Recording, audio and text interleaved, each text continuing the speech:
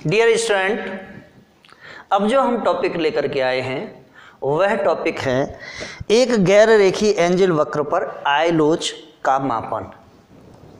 एक गैर रेखीय एंजिल वक्र पर आय लोच का मापन मापना यानी measuring income elasticity at a non linear Engel curve. अब देखिए, सबसे पहले हमें समझना है कि एक गैर रेखीय एंजिल वक्र पर आय लोच को कैसे मापा जाता है। तो देखिए, यदि एंजिल वक्र गैर रेखीय है, जैसा कि वास्तविक जगत में प्रायः होता है, तो एंजिल वक्र के किसी बिंदु पर आय लोच उस बिंदु पर एक स्पर्श रेखा खींचकर तथा उसे एक्स अक्ष से निकलने तक बढ़ाकर मापी जा सकती है। अब देखिए कैसे मापी जा सकती है। तो इसके लिए मैं एक रेखा चित्र का निर्माण करता हूं। एक पैनल रेखा चित्र बनाते हैं। तो देखिए, सबसे पहले पैनल रेखा चित्र का हम निर्माण कर रहे हैं।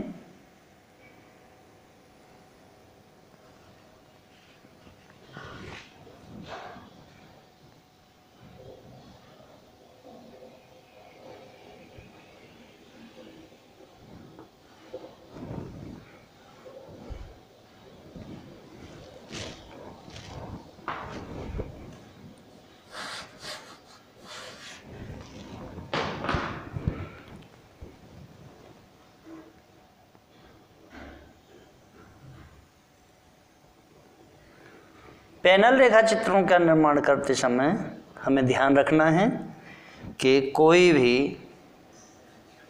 पॉइंट हमसे मिस न हो जाए। अब देखिए, यहाँ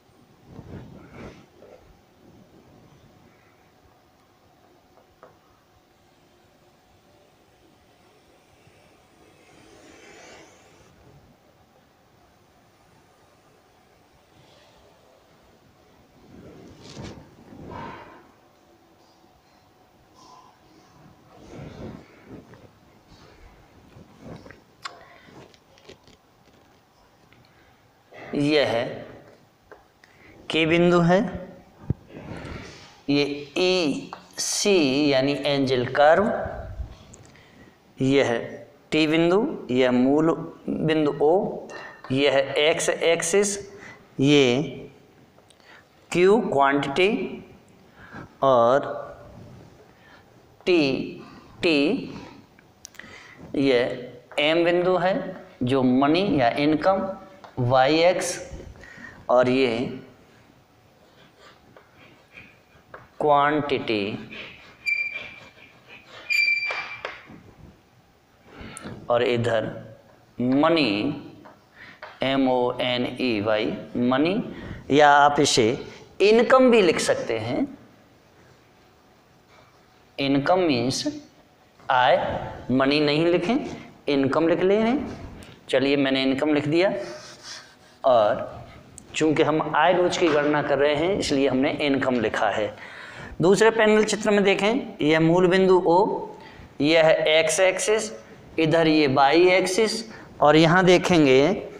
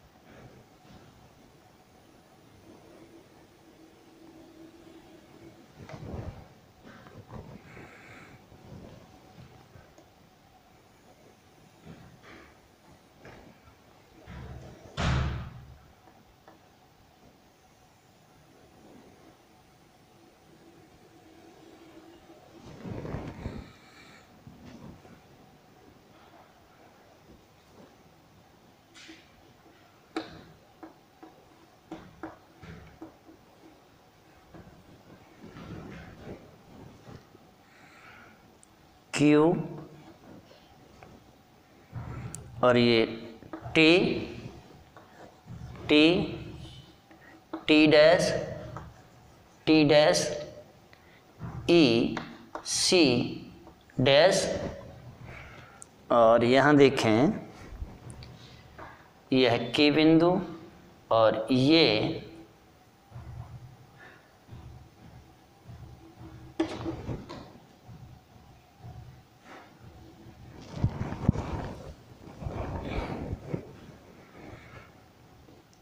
Q1 और ये जो बिंदु है वह की डैश है। अब देखिए इसे मैंने पैनल ए का नाम दिया है और इसे मैंने बी का नाम दिया है। यहाँ देख सकते हैं आप कि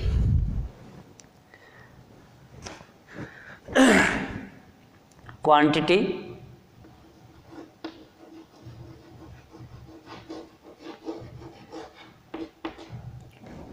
और इनकम, यहाँ देखिए ई आई यानी elasticity of income is equal to क्या है, Q T upon O Q, Q T upon O Q. अब यहाँ देख रहे हैं कि क्यू टू टी की जो दूरी है, क्यू और टी की दूरी ओ और क्यू की दूरी से कम है, और जब ऐसी स्थिति आ जाती है कि क्यू और टी की जो दूरी है वो ओ और क्यू की दूरी से कम है, तो यहाँ जो मांग की जो आय की जो लोच होगी वह होगी लेस देन 1 के बराबर। अब आगे देखें, आगे इसे जब ये लेस देन 1 है तो देखिए हमने जो आय की लोच ज्ञात की है वह के बिंदु पर ज्ञात की है, जहां उपभोक्ता की जो इनकम जो आय है वह OM है और जो मांग है वह O और Q के बराबर है। लेकिन अब देखते हैं यह जो हमारा वक्र है ए वाला, यह आवश्यकता के एक गैर रेखीय एंजल वक्र पर आय लोच का मापन है, यानी आवश्यकता के एक गैर रेखीय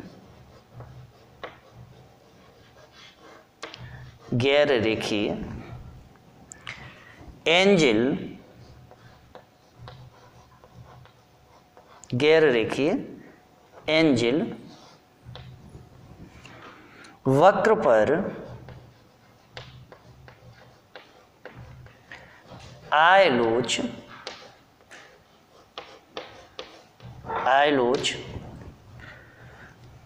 का या को मापन।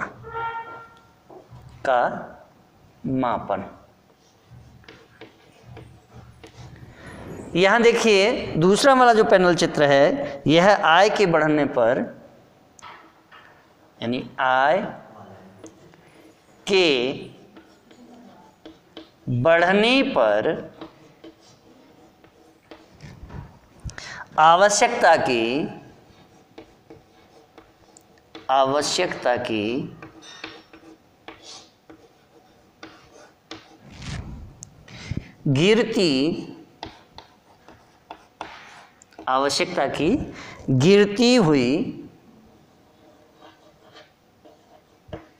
गिरती हुई आय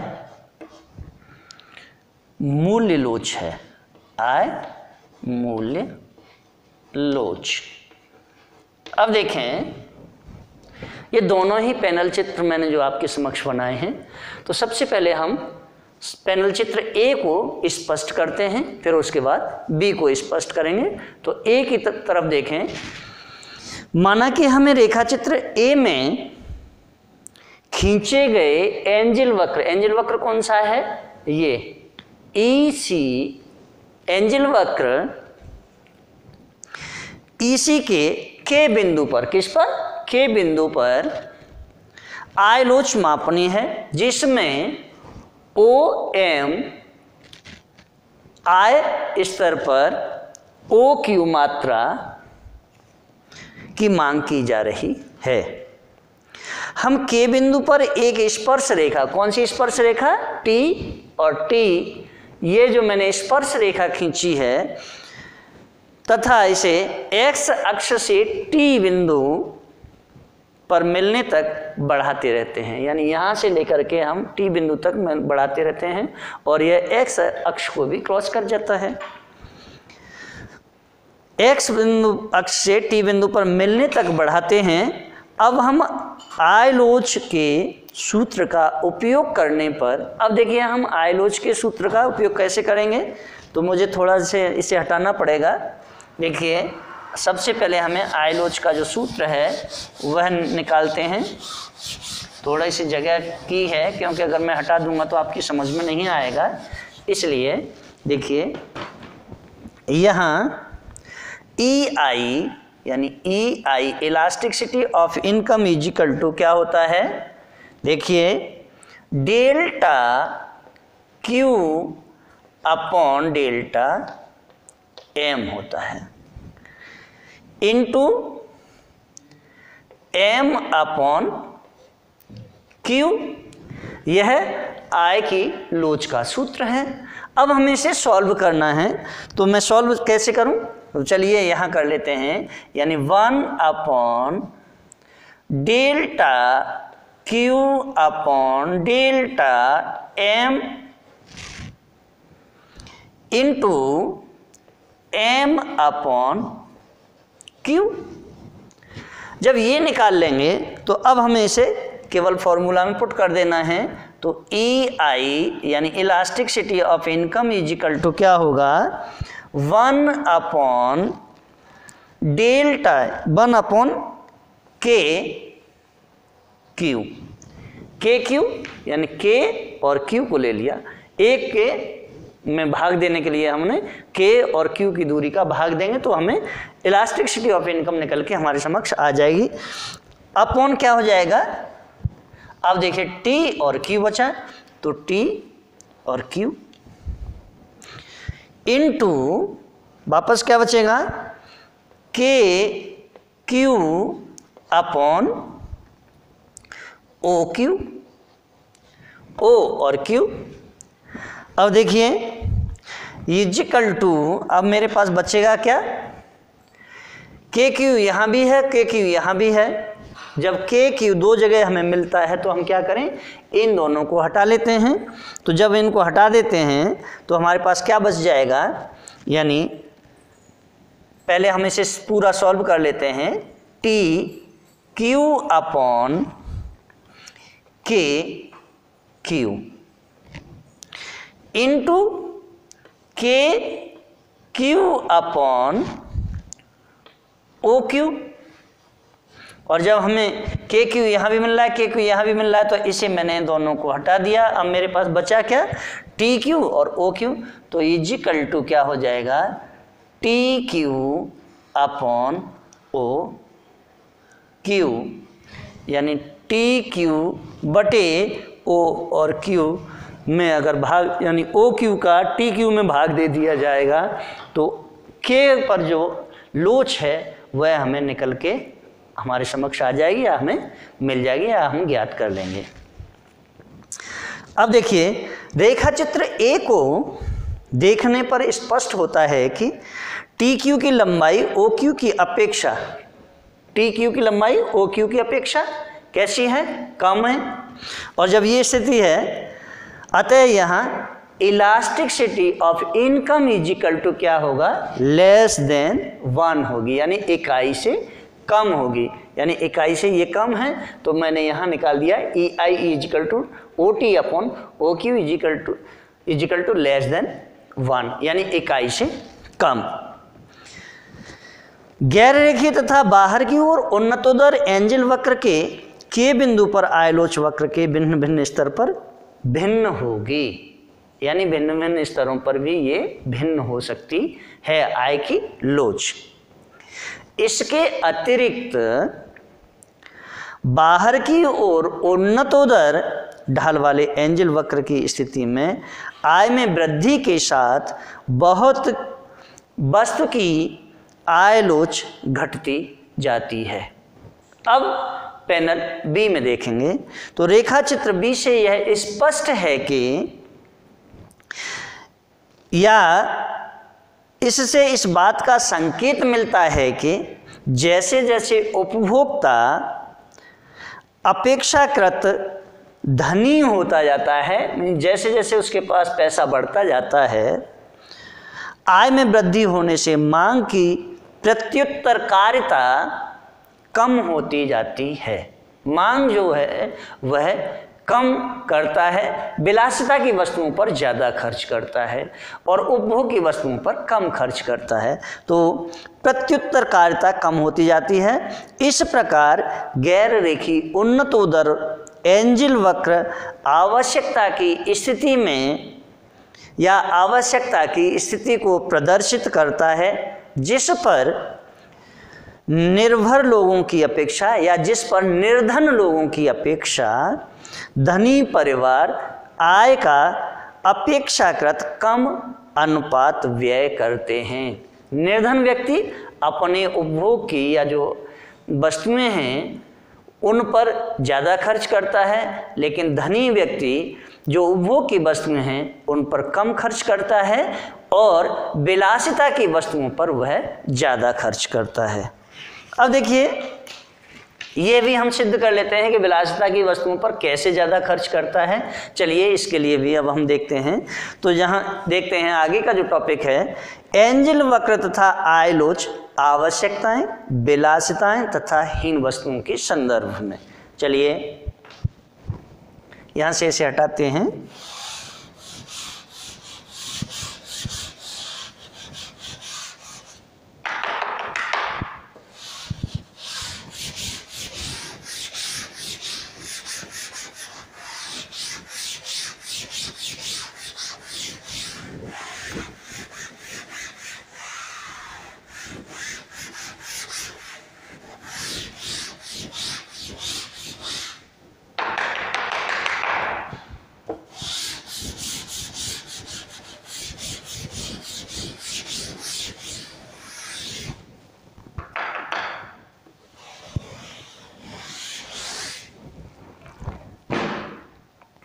देखिए एंजल वक्र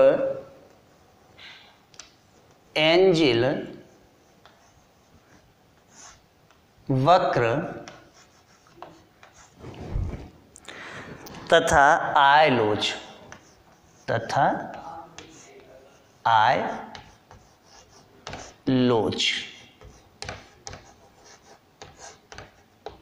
अब यहां देखें क्या क्या है। सबसे पहले आवश्यकताएं,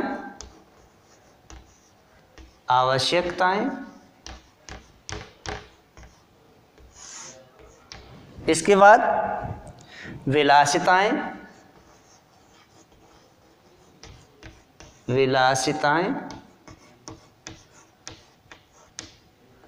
आवश्यकताएं और विलासिताएं तथा और कौन सी हैं, हीन वस्तुएं।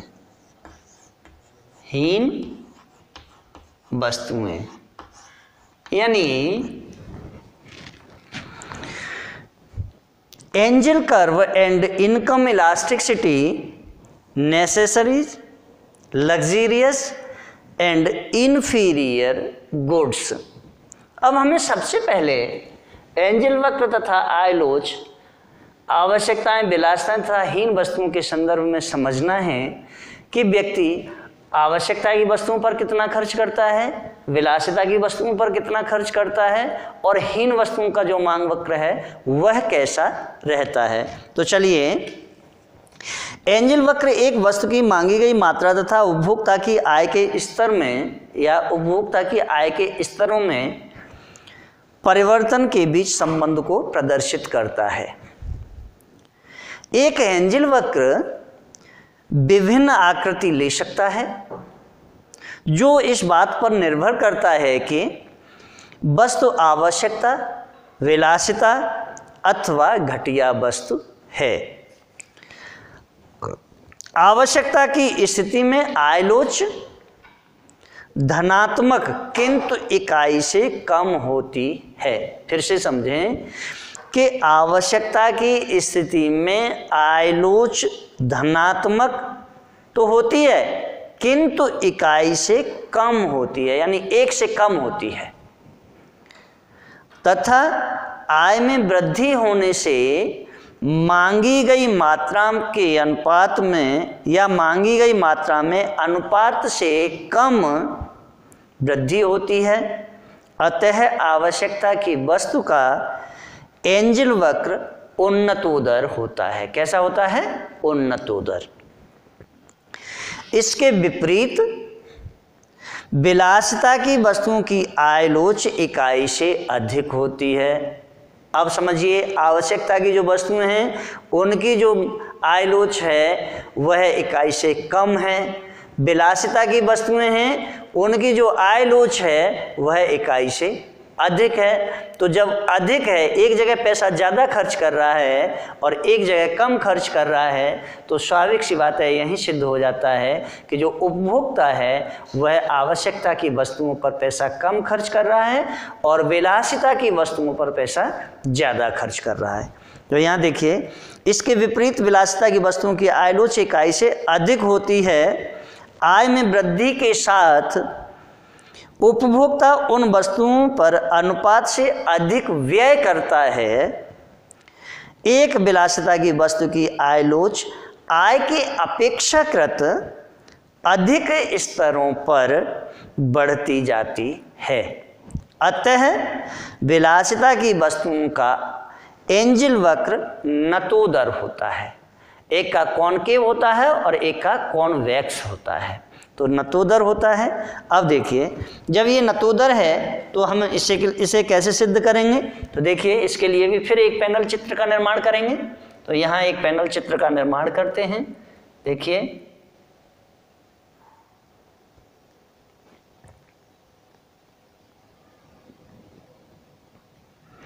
भाई मेरे पास पैमाना तो है नहीं, हो सकता है कहीं अगर लाइन टेढ़ी हो जाती है तो आप जो लाइन खींचते हैं वह बिल्कुल सीधी खींचें।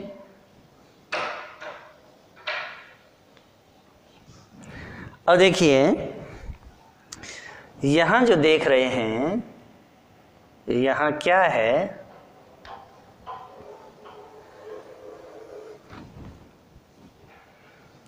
और ये देखिए,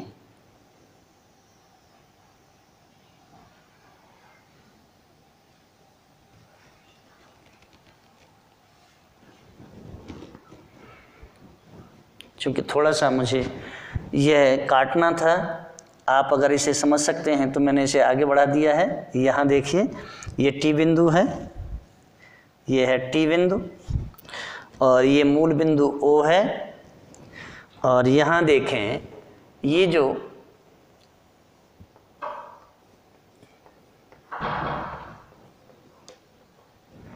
यह क्यू है और यह आर बिंदु है, ये ई सी यानी एंजल कर्व है, यह टी टी स्पर्श रेखा है और ये वाई अक्ष है, यह है एक्स एक्सिस और ये कैसी है?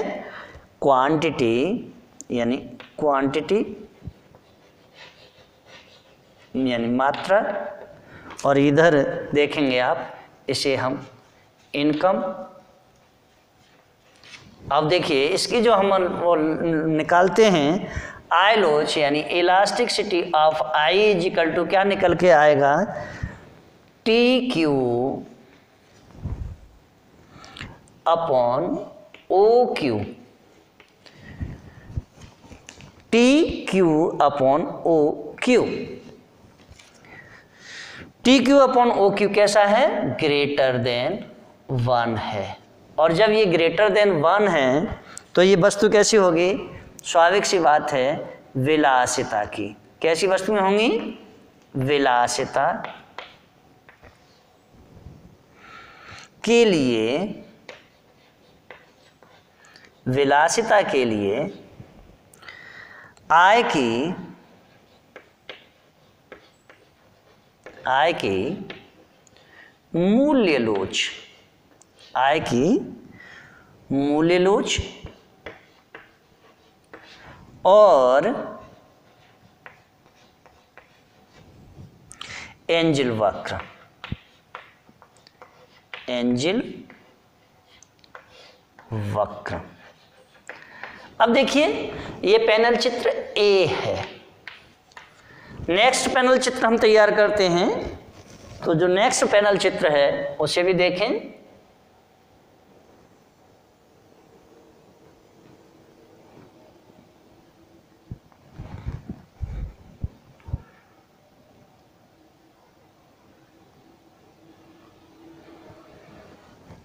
और नेक्स्ट पैनल चित्र में आप देखेंगे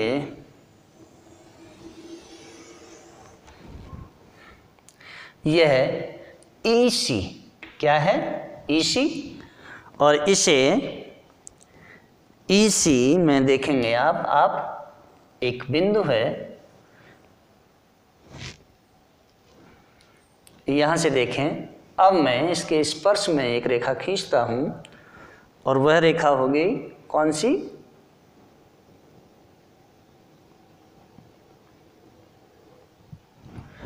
ये है T और यह भी T, ये X एक्सिस, ये मूल बिंदु O और ये Y। और यहाँ से देखें तो देखिए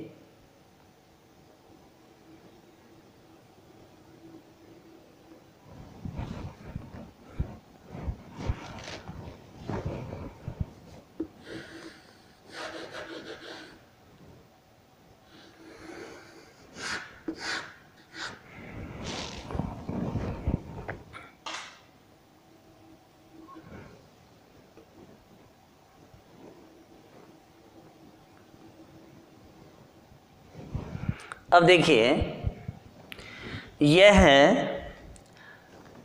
R बिंदु और इसके बीच में एक बिंदु है जिसको मैंने B नाम दिया है। क्या दिया है?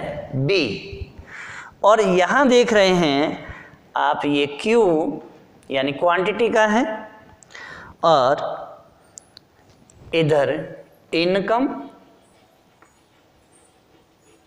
और ये क्वांटिटी यानी मात्रा। अब देखिए इसके लिए हम निकालते हैं तो ये कैसी होगी? यानी एक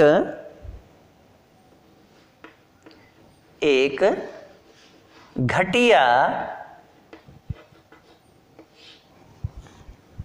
वस्तु के लिए, घटिया वस्तु के लिए, घटिया वस्तु के लिए पीछे की ओर क्या है? मुड़ता हुआ, पीछे की ओर मुड़ता हुआ क्या है?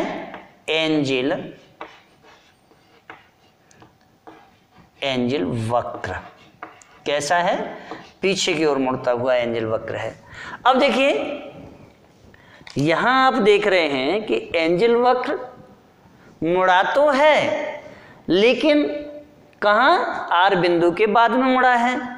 यहां देखते हैं B बिंदु से ही यह मुड़ना शुरू हो गया है। तो यहां स्पष्ट होता है कि ये जो वस्तुएं हैं ये इंफीरियर वस्तुएं हैं और ये जो वस्तु है ये सुपीरियर तो है लेकिन एक बिंदु के बाद में एंजिल कर्व मुड़ना शुरू हो जाता है। और जब हमने सीमांत जो लोच है, लेकिन यहां देख रहे हैं कि जो वक्र मुड़ गया है वह किसके कारण मुड़ा है। तो यहां देखिए,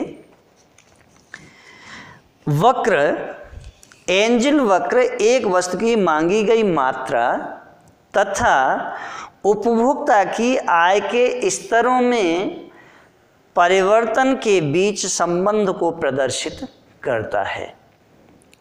एक एंजिल वक्र विभिन्न आकृति ले सकता है, जो इस बात पर निर्भर करता है कि वस्तु आवश्यकता, विलासिता अथवा घटिया वस्तु है। तो आवश्यकता की स्थिति में आय लोच कैसा हो जाता है, धनात्मक रहता है किस बिंदु तक, आर तक, और आर के बाद में ऋणात्मक हो जाता है। तो जो विलासिता की वस्तुएं हैं, उपभोक्ता आवश्यकता की वस्तुओं पर कम खर्च करता है और विलासिता की वस्तुओं पर ज़्यादा खर्च करता है। इसके विपरीत विलासिता की वस्तुओं की आय लोच इकाई से अधिक होती है और आवश्यकता की स्थिति में आय लोच धनात्मक तो है, किंतु कैसी है, इकाई से कम होती है। तथा आय में वृद्धि होने से मांगी गई मात्रा में जो अनुपात से कम वृद्धि होती है, तो यहाँ क्या है कि आवश्यकता की वस्तु का एंजिल वक्र उन्नतोदर हो जाता है और विपरीत विलासिता की वस्तुओं की आय लोच इकाई से अधिक होती है, किंतु आय में वृद्धि के साथ उपभोक्ता उन वस्तुओं पर अनुपात से अधिक व्यय करता है। यहाँ एक वस्तु की विलासिता की वस्तु की आय लोच आय की अपेक्षाकृत अधिक स्तरों पर बढ़ती जाती है, अतः विलासिता की वस्तुओं का एंजिल वक्र नतोदर होता है। मैंने दोनों ही चित्र आपके समक्ष तैयार किए हैं। अब यहाँ देखें, बी जो पैनल मैंने तैयार किया है, अब बी पैनल में हम देखेंगे, यानी elasticity of income is equal to क्या हो जाएगा, टी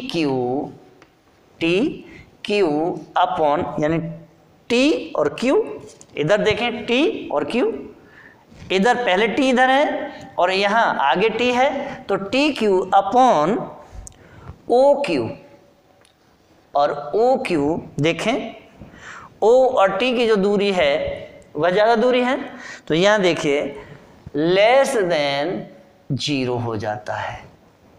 अब इस चीज़ को समझें तो देखिए, रेखाचित्र ए के अंत में क्या होता है, घटिया वस्तुओं की स्थिति में आय लोच ऋणात्मक होती है। कहाँ, आर बिंदु के बाद में आय लोच ऋणात्मक हो जाती है। इसका एंजिल वक्र पीछे की ओर मुड़ता हुआ होता है तथा एक निश्चित आय के स्तर के बाद वक्र ऋणात्मक ढाल वाला हो जाता है, ऋणात्मक ढाल वाला हो गया है। रेखाचित्र बी से यह स्पष्ट होता है कि घटिया वस्तुओं का व्यवहार आय की प्रारंभिक सीमा में एक आवश्यकता की वस्तु के समान होता है। प्रारंभ में घटिया वस्तुओं की जो वो है व्यवहार है, वह एक सीमा तक पॉजिटिव रहता है, लेकिन एक सीमा के बाद में फिर क्या हो जाता है, नेगेटिव हो जाता है। तो यहाँ देखें कि रेखाचित्र बी से यह स्पष्ट होता है कि घटिया वस्तुओं का व्यवहार आय की प्रारंभिक सीमाओं में एक आवश्यकता की वस्तु के समान होता है और इसलिए इसके एंजिल वक्र का ढाल प्रारंभ में धनात्मक होता है तथा आय के एक विशिष्ट स्तर के बाद ही यह पीछे की ओर मुड़ता है। अब देखिए पीछे की ओर मुड़ा कहाँ से है, तो ये भी देख लेते हैं। इस प्रकार बी बिंदु के बाद ही एंजिल वक्र पीछे की ओर मुड़ता है, जो यह संकेत करता है कि इस बिंदु के बाद यदि आय में वृद्धि होती है तो वस्तु की जो मांगी गई मात्रा है वह कम हो जाएगी। अतः यदि हम पीछे की ओर मुड़ते हुए भाग के आर बिंदु पर, किस पर, आर बिंदु पर आय लोच की माप करते हैं तो क्या होगा, यानी T Q upon O Q का उपभोग करते हुए आय लोच की गणना करते हैं। हमें धनात्मक दूरी ओ क्यू पर ऋणात्मक दूरी टी क्यू पर प्राप्त होती है। अतः elasticity of income is equal to T Q upon O Q less than 0 प्राप्त हो जाती है।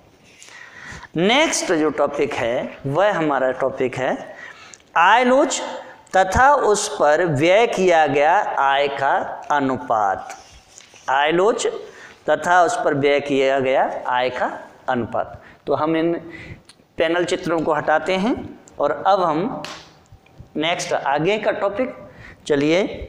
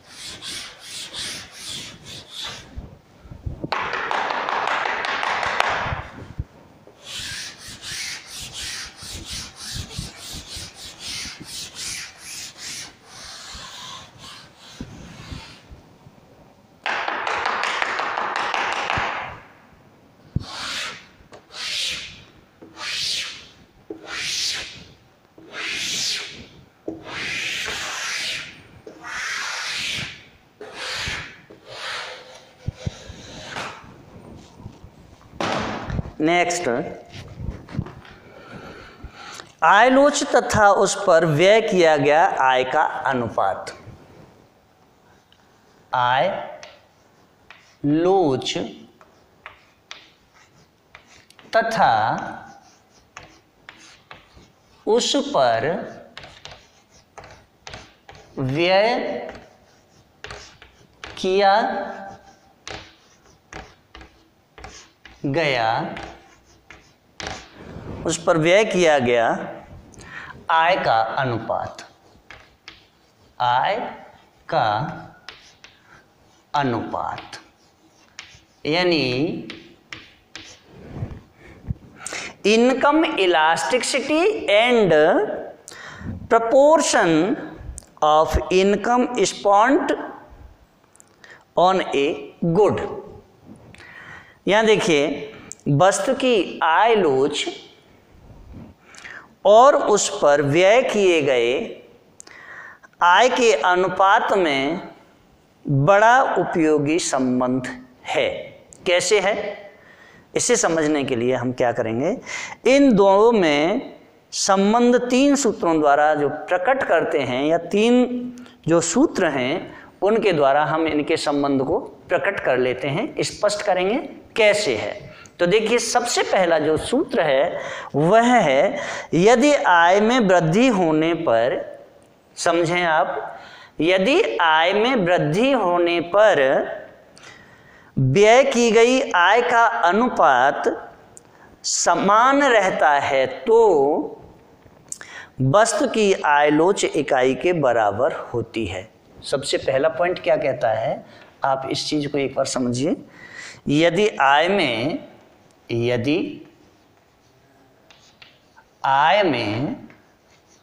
क्या हो जाए, आय में वृद्धि होने पर, आय में वृद्धि होने पर व्यय की गई आय का, व्यय की गई आय, व्यय की गई आय का अनुपात समान रहता है। अनुपात कैसा रहता है, समान रहता है। अनुपात समान रहता है तो क्या होगा, तो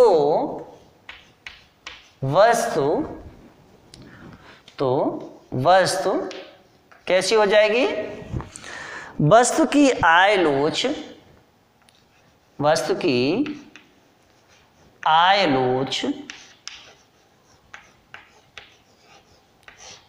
इकाई के बराबर, इकाई के बराबर कैसी होगी, इकाई के बराबर होती है। नेक्स्ट देखें, दूसरा क्या है सूत्र? और दूसरा सूत्र है यदि आय में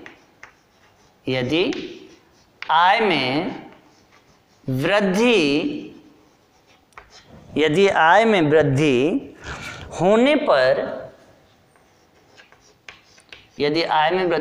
पर व्यय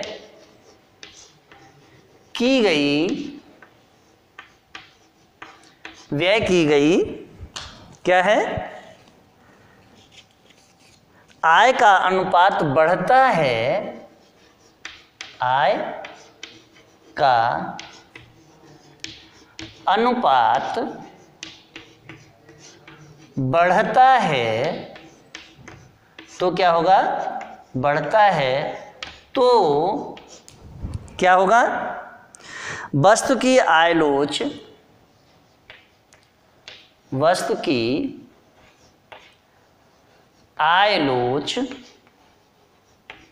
कैसी होगी? इकाई से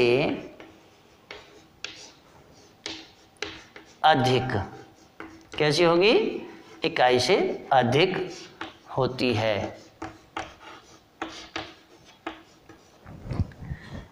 नेक्स्ट यानी तीसरा सूत्र देखें। यदि आय में वृद्धि होने पर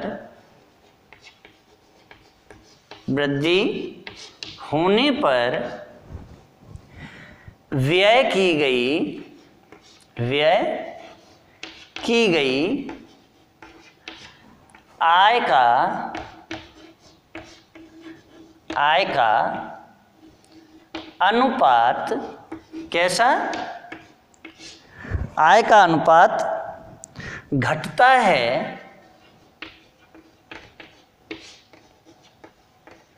तो वस्तु की आयलोच कैसी होगी? इकाई से कम होती है। यानी elasticity of income is equal to 1, elasticity of income is equal to greater than 1, elasticity of income is equal to less than 1। 3 स्थितियां आपके समक्ष हैं और तीनों को ही हम एक एक करके क्लियर करते हैं। तो सबसे पहले हम यदि आय में वृद्धि होने पर व्यय की गई आय अनुपात समान रहता है तो वस्तु की आय लोच इकाई के बराबर होती है। इस बात को हम सिद्ध करते हैं कि कैसे होती है। तो मैं इन दोनों को नीचे हटा लेता हूं और हम सबसे पहले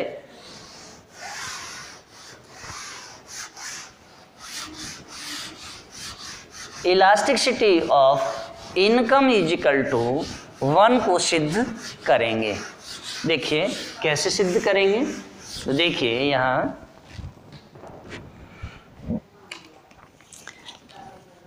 साध्य यानी प्रपोजिशन, आय में वृद्धि होने पर वस्तु पर व्यय की गई आय का अनुपात समान रहता है तो वस्तु की आयलोच इकाई के बराबर होती है। ये मैंने आपके समक्ष लिखा है। यहाँ देखिए, if proportion of income spent on the good remains the sum as income increase, income elasticity for the good is equal to 1, बराबर है 1 के। तो देखिए कैसे बराबर है, तो इस बात को हमें सिद्ध करना है। यदि E जो मैंने पहले पैनल चित्र तैयार किए थे, ये वाले इस पैनल चित्र में देखें, यदि E एक वस्तु पर व्यय की गई आय है यानी E बोलते हैं एक्सपेंडिचर, और एक्सपेंडिचर जो है वह व्यय है। तो यदि E एक वस्तु पर व्यय की गई आय और M के आय स्तर को व्यक्त करते हैं तो उस वस्तु पर व्यय की गई आय का जो अनुपात होगा वो कैसा होगा? अनुपात E/M एम, ये अनुपात हो जाएगा, यानी एक्सपेंडिचर और इनकम आय के बराबर होगा।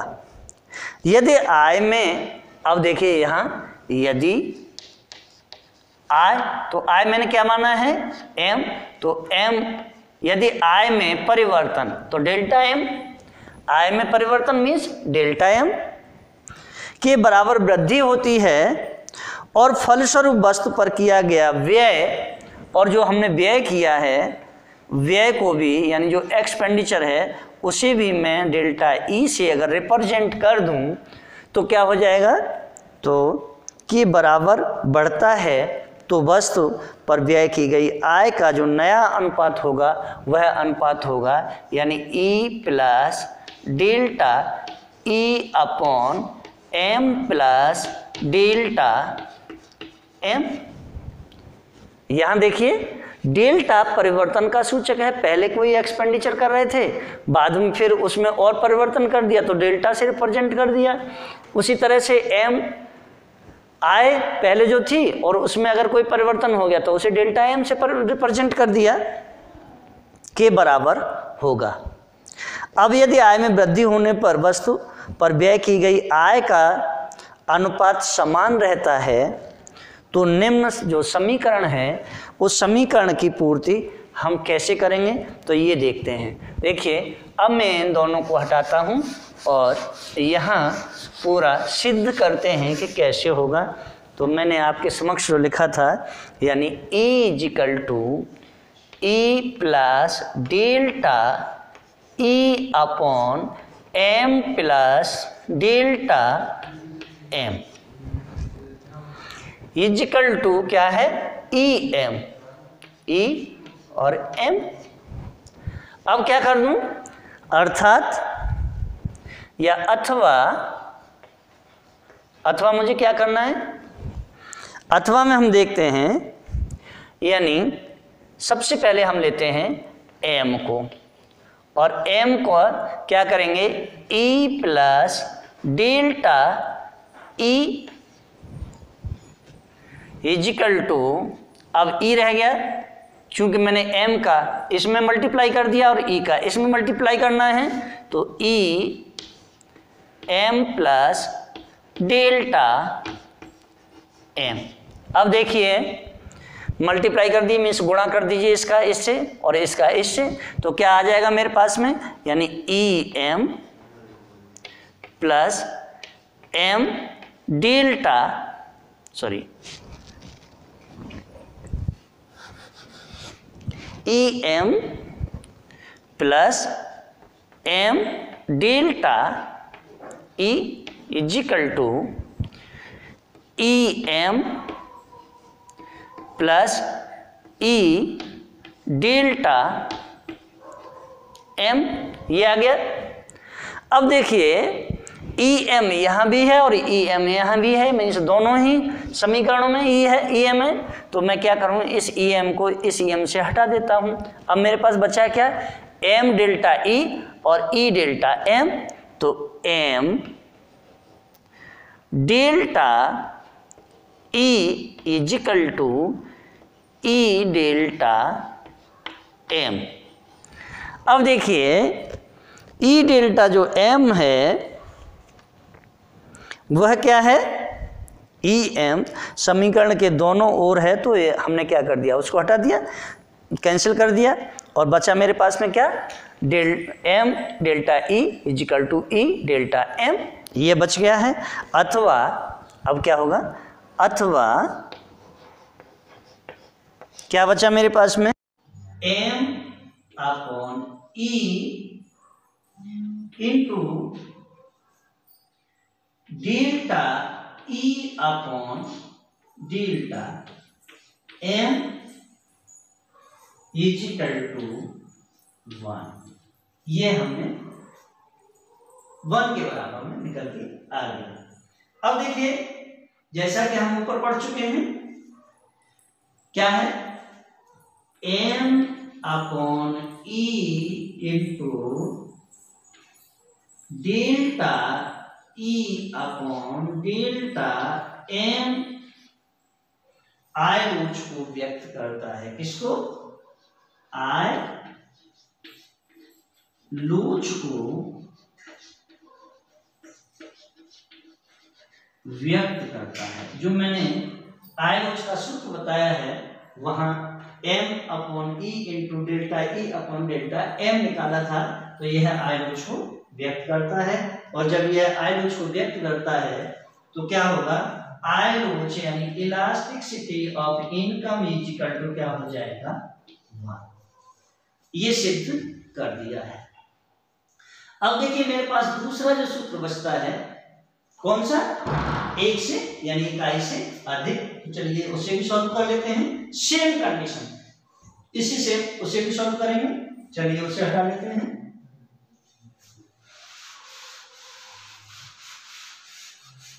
और यहां देखिए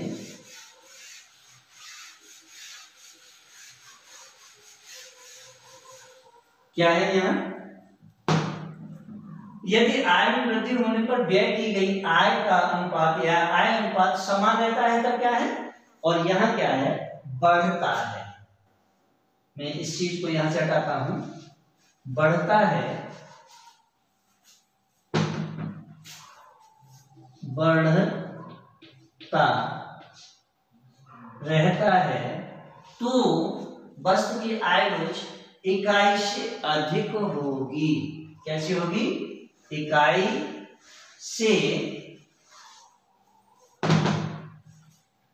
से अधिक होती है। अब इसे सिद्ध कैसे करते हैं? यानी EI equal to greater than 1, इसको सिद्ध करेंगे। तो देखिए इसे सिद्ध कैसे करेंगे? सेम कंडीशन देखिए, साध्य यानी प्रपोजिशन, यदि आय में वृद्धि होने पर वस्तु पर व्यय की गई आय का अनुपात बढ़ता है तो वस्तु के लिए आय की लोच इकाई से अधिक होगी। यानी if proportion of income spent on a good rise as income increase then the income elasticity for the good is greater than 1। इसके बाद साध्य यानी प्रोपोजिशन 2, यदि आय में वृद्धि होने पर वस्तु पर व्यय की गई आय का अनुपात बढ़ता है तो वस्तु के लिए आय की लोच इकाई से अधिक होगी। यानी if proportion of income spent on a good rises as income increase, then the income elasticity for the good is greater than 1। अब सबसे पहले हमें ये समझना है कि यदि आय में वृद्धि होने पर वस्तु पर व्यय की गई आय का अनुपात बढ़ता है तो वस्तु के लिए कैसे बढ़ता है और उसकी जो आय की लोच है वो इकाई से अधिक कैसे होती है। तो देखिए ऊपर की तरह है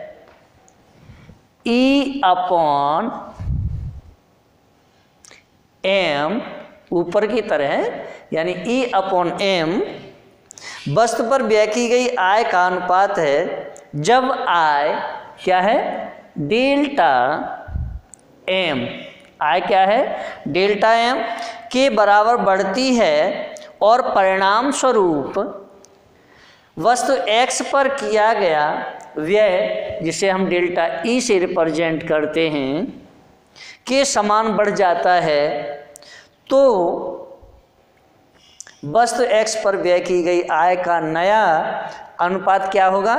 तो नया अनुपात जो होगा वह होगा E plus delta E/m plus delta m हो जाएगा। अब यदि आय में वृद्धि होने पर वस्तु पर व्यय की गई आय का अनुपात बढ़ता है तो देखिए क्या होगा?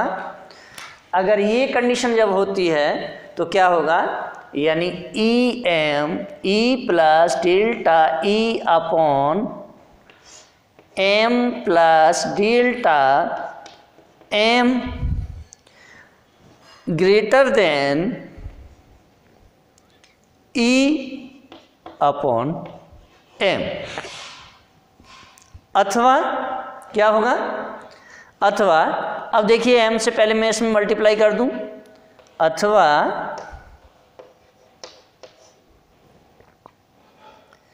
m, अब हमें मल्टीप्लाई किस में करना है, इसमें तो e plus delta e,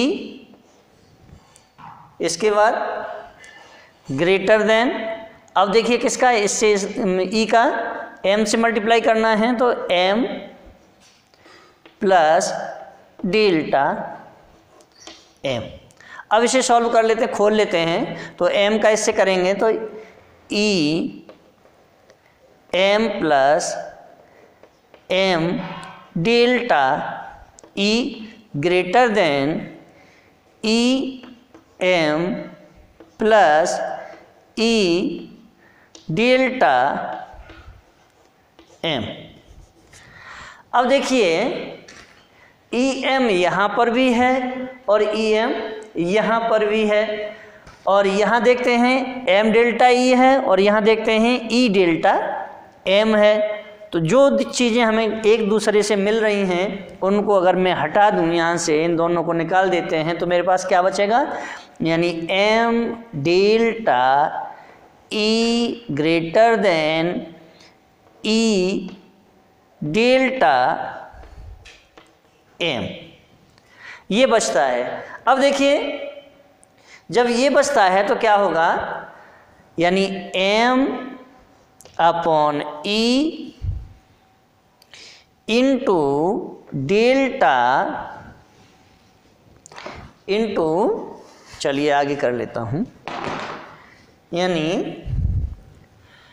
M upon E into delta E upon delta M greater than 1। अतः क्या होगा, elasticity of income is equal to greater than 1। Okay, अब इसी फॉर्मूला से हम तीसरे सूत्र को भी सॉल्व कर लेते हैं। तो चलिए अब तीसरा सूत्र सॉल्व करते हैं। इस प्रकार यह प्रमाणित होता है कि आय में वृद्धि होने पर वस्तु पर व्यय की गई आय का अनुपात बढ़ता है तो वस्तु के लिए आय की लोच इकाई से अधिक होती है। नेक्स्ट, अब देखिए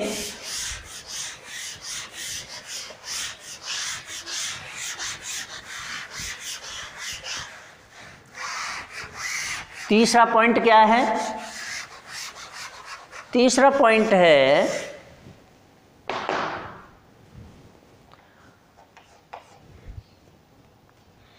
यानी तीसरा जो साध्य है प्रपोर्शन 3, यदि आय में वृद्धि होने पर, यदि आय में वृद्धि होने पर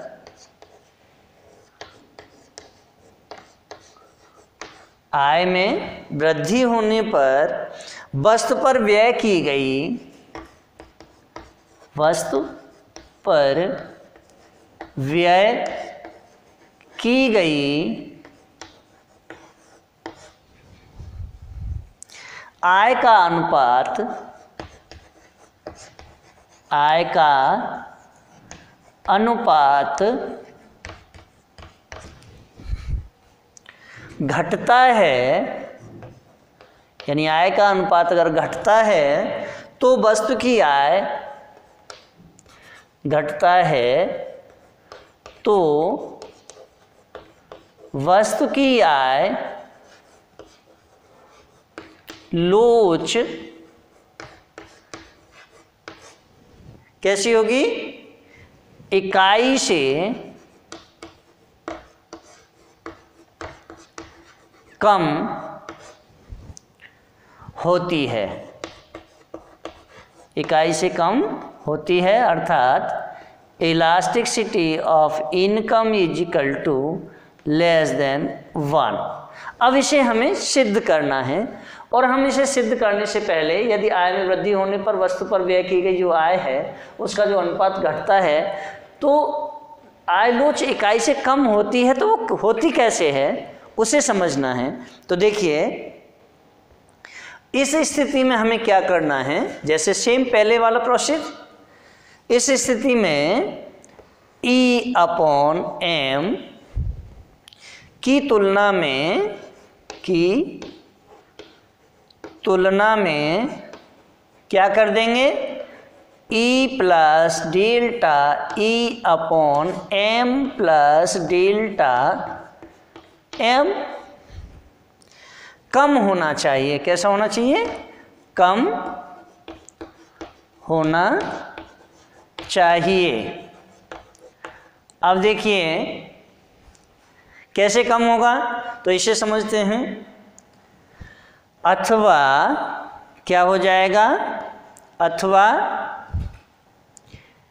E plus delta E upon m plus delta m into less than E upon m। और जब ये स्थिति होगी तो हमारा ये elasticity of income is equal to less than 1 भी साबित हो जाएगा। तो देखिए कैसे करेंगे, यानी अब हम इसे खोलने में मल्टीप्लाई कर दें एक दूसरे से, तो m मल्टीप्लाई करेंगे E plus delta E less than, अब देखिए E का इससे मल्टीप्लाई कर दे में E m plus delta m, खोल लीजिए मल्टीप्लाई करके एक दूसरे से, तो m का E से मल्टीप्लाई करें यानी E और m प्लस, अब क्या बच गया, m और delta E less than E m plus E delta m। जब ये आ गया, और मैंने पहले भी कहा था कि ई एम यहाँ भी है और ई एम यहाँ भी है, दोनों को हटा देवे, यानी ये एक दूसरे से कैंसिल कर दें, तो बचेगा क्या, M delta E less than E delta M. जब ये बच जाएगा तो अब क्या करेंगे, अब देखिए, अथवा यहाँ देख लीजिए m upon E into delta E upon delta m less than 1 होगा, यानी elasticity of income is equal to less than 1। Okay, अब नेक्स्ट पॉइंट की तरफ बढ़ते हैं। तो देखिए नेक्स्ट पॉइंट क्या कहता है, इस प्रकार यह प्रमाणित हुआ कि जब आय के बढ़ने पर वस्तु की व्यय की गई आय का अनुपात घटता है तो वस्तु की आय लोच इकाई से कम होती है। नेक्स्ट,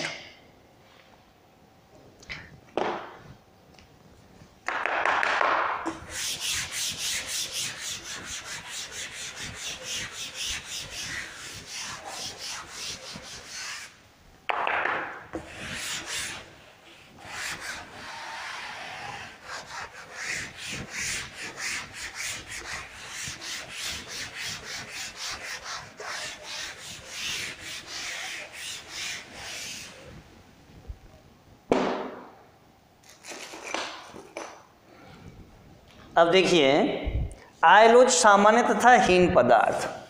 अब जो टॉपिक है वह है आय लोच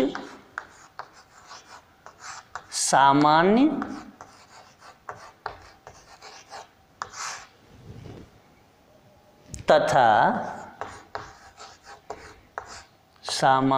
तथा हीन पदार्थ।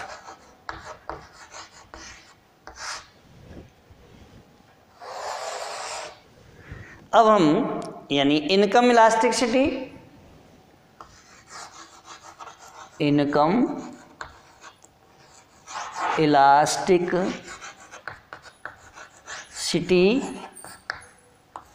ऑफ या इनकम इलास्टिसिटी नॉर्मल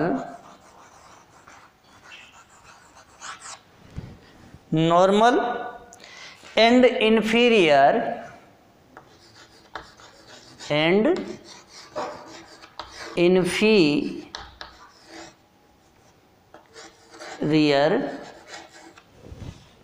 गुड्स। अब देखिए, सबसे पहले हमें समझना है कि आयलोच सामान्य तथा हीन पदार्थ है, तो वो है कैसे। तो देखिए, किसी वस्तु की शून्य आयलोच का तात्पर्य यह है कि उपभोक्ता की आय घटने बढ़ने के साथ उस वस्तु की मांग मात्रा अथवा उस पर किए गए व्यय में कोई परिवर्तन नहीं होता। इसके अतिरिक्त शून्य आयलोच धनात्मक आयलोच तथा ऋणात्मक आयलोच के बीच एक विभाजन रेखा का कार्य करती है। जब किसी वस्तु की आयलोच शून्य से अधिक होती है, अर्थात यह धनात्मक होती है, तो आय में वृद्धि से उस वस्तु की मांग घटती है। ऐसी वस्तु को सामान्य वस्तु से या सामान्य वस्तुएं कहा जाता है। वे वस्तुएं जिनकी आयलोच ऋणात्मक या शून्य से कम होती है, उन वस्तुओं को हीन अथवा निम्न वस्तुएं कहा जाता है। उपभोक्ता की आय बढ़ने पर इन हीन अथवा निम्न पदार्थों की मांग घटती है। कैसी होती है? घटती है। अब आयलोच का जोड़, बजट प्रतिबंध तथा व्यय। अब जो नेक्स्ट टॉपिक होगा हमारा अगले वीडियो में, जब हम आपके साथ अध्ययन करेंगे, तब हम नेक्स्ट टॉपिक का जो अध्ययन करेंगे वह हमारा जो टॉपिक होगा वह होगा आयलोचों का जोड़, यानी आयलोचों का जोड़, बजट प्रतिबंध,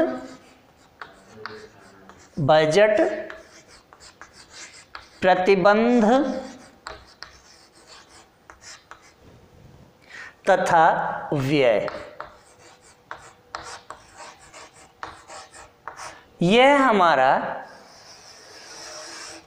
नेक्स्ट वीडियो के लिए टॉपिक होगा और इसके अंतर्गत हम सभी तरह का अध्ययन करेंगे। और अगर मेरे चैनल पर आप नए हैं तो चैनल को सब्सक्राइब करें, लाइक करें, कमेंट करें, बेल आइकॉन का बटन अवश्य दबाएं, कमेंट ज़्यादा से ज़्यादा करें। अगर आपकी किसी भी प्रकार की टॉपिक से संबंधित कोई भी समस्या है तो कमेंट में अवश्य लिखें, चूँकि कमेंट में पर डे देखता हूँ। किसी का भी अगर कोई कमेंट है तो उसके लिए मैं आपके समाधान के लिए तत्पर तैयार हूँ। और ये जो मेरे नोट्स हैं, ये मेरे नोट्स डिस्क्रिप्शन में डालूँगा। जैसे ही ये अध्याय पूर्ण हो जाएगा उसके तुरंत बाद ये सारे नोट्स डिस्क्रिप्शन में डाल दिए जाएंगे। आप नोट्स निकाल के भी अध्ययन करें, आप वीडियो भी देखें और वीडियो या नोट्स ज़्यादा से ज़्यादा पढ़ें, क्योंकि यह टॉपिक इतना इम्पोर्टेंट है कि चाहे वो बीए हो या एमए प्रीवियस हो, दोनों में ही आय की लोच या मूल्य लोच का जो है टॉपिक है, ये बहुत ही मस्ट है। यानी इसमें से कम 15 से 20 नंबर के क्वेश्चन अवश्य ही आते हैं। जय हिंद।